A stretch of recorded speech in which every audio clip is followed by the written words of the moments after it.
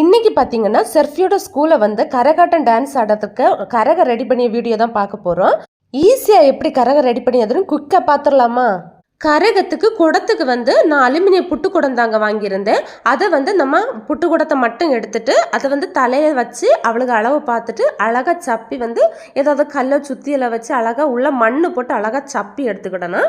அந்த தலை நிற்கிற அளவுக்கு கரெக்டாக எடுத்துட்டு அதுக்கு உள்ளால நம்ம வந்து ஒரு அவளுக்கு தலை தாங்கிற அளவுக்கு கொஞ்சம் அரை இது போல் மண் போடணும். மண் போட்டுட்டு அதுக்கு மேலே வந்து பேப்பர் ஏதாவது தூக்கி வச்சுட்டு அதுக்கு மேலே பார்த்தீங்கன்னா அந்த பாதி சார்ட் பேப்பரை வந்து அழகாக முக்கோண ஷேப்பில் மடித்து அந்த புட்டு குடலுங்க மேலே வச்சுட்டு அதுக்கு மேலே ஒரு கயர் வேணும்னா வந்து கீழே கட்டிக்கோங்க. அப்போ வந்து கொஞ்சம் ஸ்ட்ராங்காக நிற்கும். உள்ளால 2 டபுள் சைட் செலோ டாப்பை வந்து புட்டு குடத்தில் ஒன்று பேப்பரில் ஒன்று அப்படி ஒட்டி வச்சிருக்கணும். அப்போ தான் வந்து ஸ்ட்ராங்காக நிற்கும். இதுக்கு மேலே பார்த்தீங்கன்னா இந்த கலர் பேப்பர் நான் 2 ரோல் மாதிரி பெருசாக வாங்கியிருந்தேன். இந்த கலர் பேப்பரை டபுள் சைட் செலோ டாப் வச்சு அழகாக வந்து ஒட்டிட்டு ஃபுல்லாக சுற்றி ஒட்டி நெருக்கி ஒட்டுக்குங்க. அப்போ தான் பார்க்கறதுக்கு அழகாக இருக்கும்.